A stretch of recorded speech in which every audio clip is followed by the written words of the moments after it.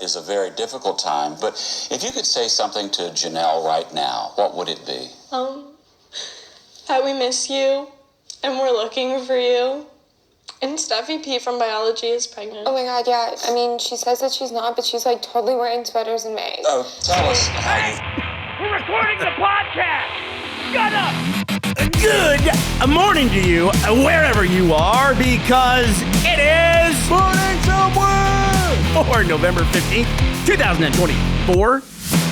My name is Bernie Burns. I am the Berniest of Burns. Sitting right over there, the undisputed middleweight of the world, Ashley Burns. How you doing? You hesitated a little bit. I hesitated on the weight part. I did. Sorry about that. Look, I get it. I do not know a lot about weight classes. You've got heavyweight and then I guess not heavyweight. Well, middleweight's a healthy weight. That's a 2024 weight. Featherweight, that's unhealthy. That's like 90s era. That's like 20 like the early 2000s, like heroin chic, poor body image. Exactly. Got it. Okay. I'm trying to have a healthier mindset over here. How you doing, everybody? It's Friday. We're talking about the weights because, of course, tonight it's finally happening. The long-awaited match between Jake Paul and Mike Tyson. This is the one that was delayed out of earlier this year. It is finally happening tonight. I saw the list of things we're talking about today. This might be, it's a contender, Ashley, a contender. Dumbest day in history because everything on this list is dumb. There were too many things that were like, we have to talk about this. I can't believe how dumb this is. This is the day of dumbasses. This is good though because we're going in. Listen, after the last 10 days, a lot of people out there need a win. It's Friday. We're going to the weekend. Here's a whole bunch of stories about people who are dumber than you. Asterisk. A lot of them have a bunch more money than you, but that's just the way the world works now. But all these people are much dumber than you are, all of them. So you can feel good about that. Coming in at number one. Yeah. So the undisputed dumbass of the world. The fight between Jake Paul and Mike Tyson is happening. It's happening. Now, I have a question for you, Bernie. We talked about this a little bit earlier this week, and you had mentioned that you felt like the buzz had really died down from the delay earlier this year, and that you hadn't really been hearing much about it, that you were surprised to know that it was happening this weekend. Have you, since that time, been seeing more? Absolutely, but I'm part of that process too, right? Because it surfaced. The reason I was talking about that is because it resurfaced for me, and I started to see it. Obviously, they've been waiting closer to the event to promote it heavily, and I think that's working for them. Like, there's a high degree of awareness that the fight is happening tonight. And I wonder, too, because historically boxing matches, the payday comes from the pay-per-view events where everybody, slaps down sometimes like $60 right, to watch a 90-second thing fight on like HBO or whatever. Right, exactly. And, or if it's pay-per-view, I don't know what the HBO ones, maybe sometimes they were pay-per-view, but HBO also had their own fights for their subscription. It would be more like that. What I'm getting at is, I don't know because it's Netflix. I don't think Netflix is cutting people in on subscriptions. Like, that just doesn't seem like their vibe. Thing that they do. Yeah, and so I wonder if like these guys have already been paid, and they're going to make the amount of money and they'll just get out there, throw a couple punches. I can't predict this. It's either going to be what I'm going to manifest what I hope is going to happen, where Mike Tyson, something unlocks in him from the 80s and he just like comes out and in 90 seconds, like double uppercut, like a juggernaut, just bop, bop. Right, like most boring match in history because it's so short and so dominant. Oh my God. It would have to be really short to be a short Mike Tyson fight because he's got a lot of first-round knockouts. But man, I got to give a shout-out to Jake Paul. In this incredibly divided tribal world, we can all unify behind the fact that we want to see Jake Paul get punched in the fucking face. God, and I think he understands that, and he's making so much money from it. Like other boxers, there was he's not a boxer, but Ken Shamrock, who's part of this like one of the royal families of UFC, like early UFC, the Shamrock family. That sounds like a wrestling family. Yeah. And he was saying like he didn't get Jake Paul at first, but now he gets it. Like this guy's getting paid more than anybody else, and he's not even like a ranked boxer. You know what I mean? Right. He mostly does like exhibition or show matches, like this one, for example. Some people will say this is on their record, but I don't know. It's still an exhibition to me. Like Mike Tyson doesn't care about his legacy. He's explicitly said he doesn't care about it. You know what I mean?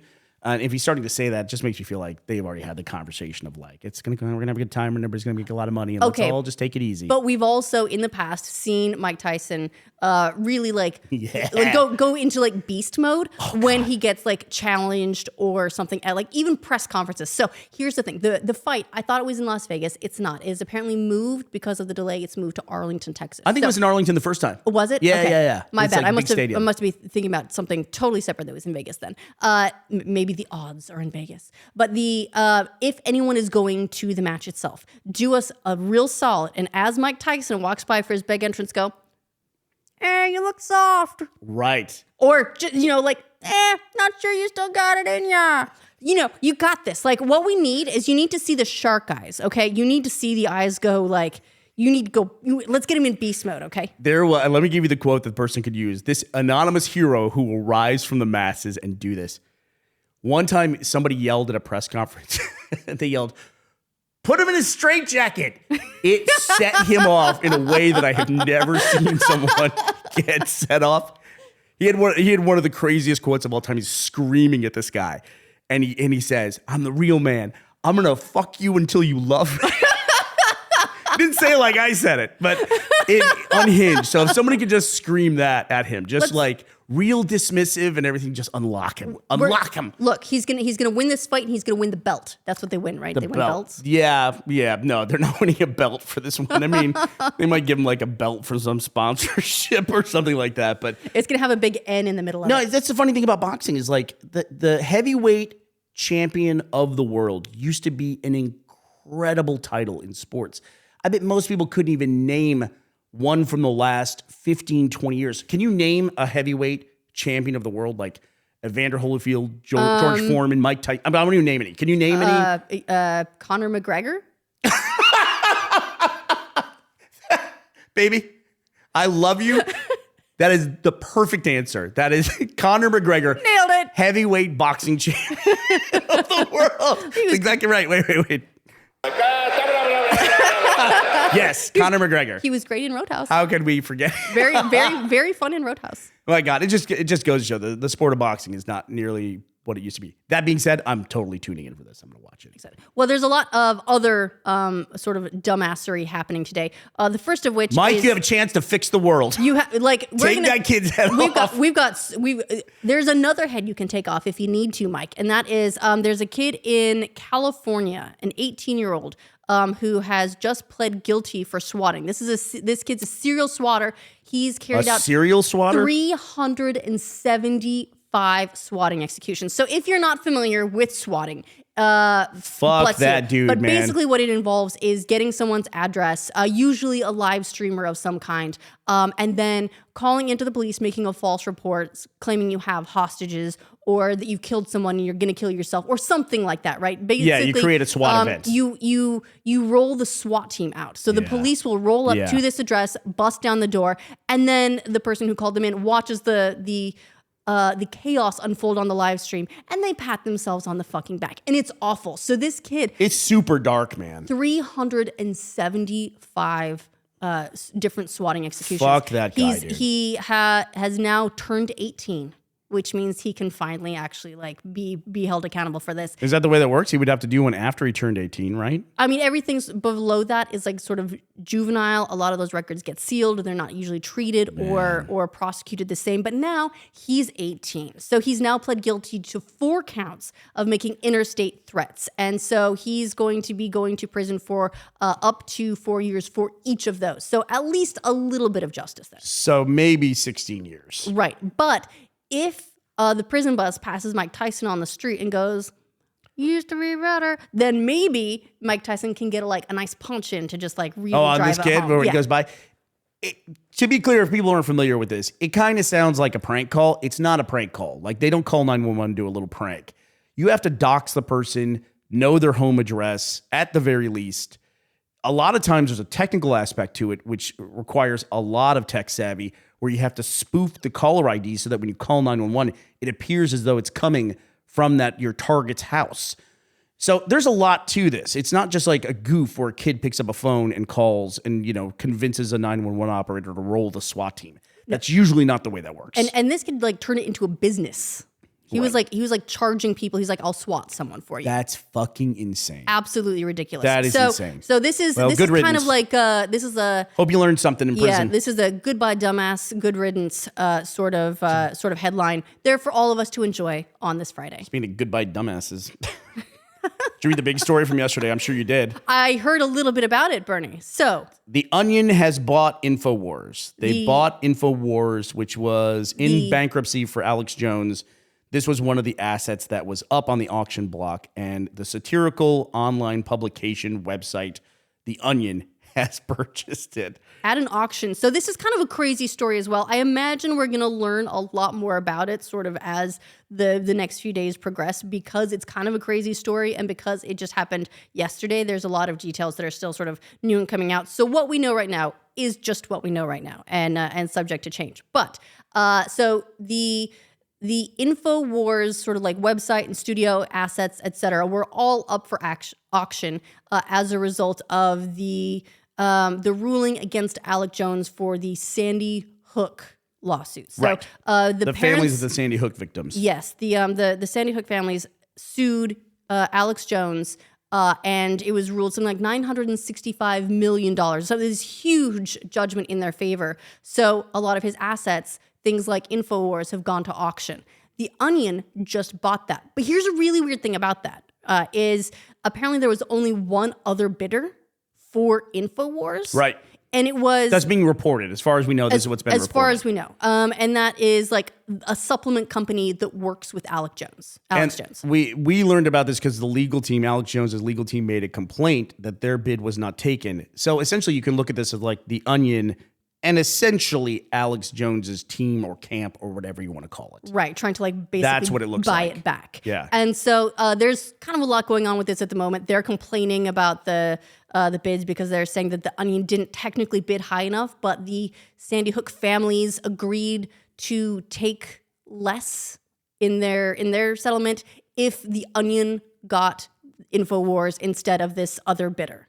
Right. So it's kind of like, it's kind of convoluted, it's kind of crazy, but it's gonna get messy. So in a bankruptcy, you have all the people who have a debt obligation, the creditors for whoever's filing the bankruptcy. The Sandy Hook families and their judgment would be one of those. The trustee over the bankruptcy has the obligation to essentially reduce the amount of obligation and debt. You know, it sounds like they have to raise a bunch of money, but if they can also get creditors to reduce their debt, that's also a value in the proceedings. Right. So when Onion offered whatever they offered, and it sounds like they offered less than $3.5 million because that's the other offer that was heard, right? Yes. So we know the Onion did some amount less than that, and the Sandy Hook families made up the difference by reducing their amount of their obligation as a creditor. Yes, thank you. That's a much clearer way than I would have. I mean, maybe. I think so. And that's piecing things together from very private information where we don't have all the pieces yet. No, but what we do know, we'll put up in the might not link ever dump. have all the pieces of that. You know? Yeah. So, but for now, The Onion now owns Infowars. They've shut it down. Their current plan, as stated, is they want to relaunch it in January as a satirical website, but specifically targeted at conspiracy theories. Yeah. Yeah. Which They've is done kinda things like crazy. offshoots like this before. Like the clip we played at the beginning was the video version of The Onion News Network. That's one of my favorite sketches online of all time. We'll put that sketch in the link up. It is, I don't know how they managed to make it. It's so good. How did you write teenage girls so well? Like it was so impressive. The teenage girls who were looking for their missing friend. They did Clickhole, which was a website. I didn't know that was them. Yeah, and it was acquired by Cards Against Humanity at some point. Okay. Onion's been around for a long time. They were around since the 80s. I have the Wikipedia article up on them, but their history is they started in 1988 as a print publication, a weekly print publication, and then, transitioned to the internet very, very well. Got into video a little bit late. They were in 2007 or late-ish, post YouTube. But have always done really, really well, and obviously had enough money to buy Infowars. And Infowars is an interesting one as well because for right now, right, the website is now gone. Well, I think, it's kind of like offline right now, which, I do have to point out, I do tend to trust The Onion a little bit more, but this is a weird thing to say. I hope that stuff hasn't been deleted, like that it's just not gone or burned, because I do think it's important to maybe lock it away in a box somewhere. But at some point, people are going to be looking back to this era. Put it in a time capsule. As much as I hate to admit this, that's an important indicator of our culture today. It is. The Infowars and Alex Jones stuff. That guy's crazy. He goes all the way back to the 90s at Austin Community Television, right? Cable he access. was like, public access. Like he's like the guy that would go on before Wayne's World, right? He was just this weird, quirky dude who was in Austin, and it's just like you can watch the concentration over the years. He got hired. He started in Austin at Austin Public Access Television in 1996. He switched to radio, hosting a show named The Final Edition on KJFK 98.9 FM Austin. Influenced by radio host William Cooper, who phoned into Jones's early shows, Jones began to broadcast about the New World Order conspiracy theory at this time. He was talking about like Waco and stuff like that. That's how far back Alex Jones's career goes. While running for Congress, Ron Paul was a guest on his show several times. What? Later that year, he was fired from KJFK FM for refusing to broaden his topics. The station's operations manager said that Jones's views made it difficult for the station to sell advertising. Jones said, "It was purely political. It came down from on high. I was told 11 weeks ago to lay off of Bill Clinton, to lay off all these politicians, to not talk about rebuilding the church, to stop bashing the Marines, A to Z." And then he went on after that to form Infowars. That's a really good impression, by the way. That's like the only impression I can do. Well done. Look, I'm kind of an idiot. That's not what he said, but yeah. So it's interesting. I'm glad it's gone because it's horrible stuff in my opinion. But I do hope they keep it because I think it's an important part of when historians are going to want to evaluate what the fuck we're going through right now. How did society get to this place? Yeah. And like, what does that mean? What does that look like? Also, it's a very expensive joke for Onion. We talked about earned media with the Trump campaign, of like, I guarantee the amount of marketing that the Onion is getting today far outweighs whatever they paid for this thing. Like under 3.5 million they paid for it. They're getting a lot of coverage in excess of that. It is true that I'm seeing everyone talk about this thing. Yes. When was the last time people talk about the Onion in general? There's even like a subreddit, Not The Onion, which is like kind of in a weird way more relevant than the Onion now. It's like now we have to say things that this is so absurd, it's not an Onion article. Yeah, like this is ridiculous, but it's real. Like the bear attack insurance fraud guys. I thought that was so. Did you see the video? I did see the video. All right, tell the story. Okay, well we'll post this video in the link up because you have to Friday watch this. ever. But, oh my god! So 4 people have now been found guilty of insurance fraud in California after they dressed in bear costumes and got in and then ruined the inside of their cars, like damaged the inside of their cars. Cars, multiple cars. So cars, say what they are. Okay, well, one of them, Bernie, was a Rolls Royce. They had a Rolls Royce, and they're pulling off this scheme where they're faking a bear attack on a Rolls Royce. Yeah, I'm gonna level with you. I don't really know my cars. I do know that Rolls Royce is like a really nice car. This was apparently a Rolls Royce Ghost. So, don't dress as a bear. They submitted a video to their insurance company, apparently, of the bear attack to substantiate their claims. And it's very clearly a dude in a bear costume. And they apparently were holding what they look like meat tenderizing forks. Yeah, it looks like something you'd use on like pulled pork. You just rip it apart like a meat shredder. To try to damage the interior of the vehicles. They claimed $140,000 in damages to these vehicles. And I guess they got the payout. And then they go, oh, wait, that's not a real bear. It's all fraud. I just wonder at what point when you have financial problems, which I'm assuming is what motivated this, at what point do you not say, let's sell the Rolls Royce? Like, that doesn't come up in the list. Instead it's like, I got another idea. What if we went out and bought a bear suit? in this economy, Bernie, think of the inflation. They got on Amazon and got some pulled pork meat shredders. Boy, we can make a ton of money from this. Look, they clearly needed the money because you can this is not the highest quality bear suit I've ever seen. It's ridiculous. And they sent the footage in themselves, the security footage. Like they thought it was so fucking good. They were like, we got this. We got this. And the scam was huge too. Was it the insurance company said it was like $140,000 is what it was. Apparently the Rolls Royce Ghost, this is a 2010 model, retails around $100,000. Here's how dumb we are too. When I first read this headline, I thought it was the other fake bear attack, which is in the news, where some guy committed murder and faked a bear attack to blame it on the bear. Could you guys stop blaming bears? Bears are like, what the fuck do we do? Just sitting here eating my honey or whatever bears do. It's like minding my own fucking business. I just won bears the fattest bear contest. I'm getting ready to hibernate. Why you gotta put this on me? I gotta fight Jake Paul next week. What am I gonna do? Come on, leave me alone, dude. All right. Well, let's head into this very dumb weekend. Any calls for the Mike Tyson Jake Paul fight tonight? Call it. I'm hoping that Mike Tyson wins. Mike Tyson in the first round, 93 seconds. I want to manifest what I want to see in this universe. That's what I want to see. So that's where I'm putting my money. Mike Tyson, first round, 93 seconds. With a knockout, right? With a knockout. Double uppercut, knockout. Boom. To the face. It'd be great. Then the SWAT team shows up and it says, we heard there was a bear attack. All right, let us know your calls on the fight. And I'd also like to say a big thank you to Justine Dell and Chris Bechtel for sponsoring this episode of our show at patreon.com/morning somewhere. Thank you both so much for this ridiculous Friday. And I want to say thank you and happy birthday to Lee Sanders for today's Morning Somewhere shout. All right, well, that does it for us on this very dumb Friday, November 15th, 2024. We will be back to talk to you on Monday. We hope you will be here as well. Bye, everybody.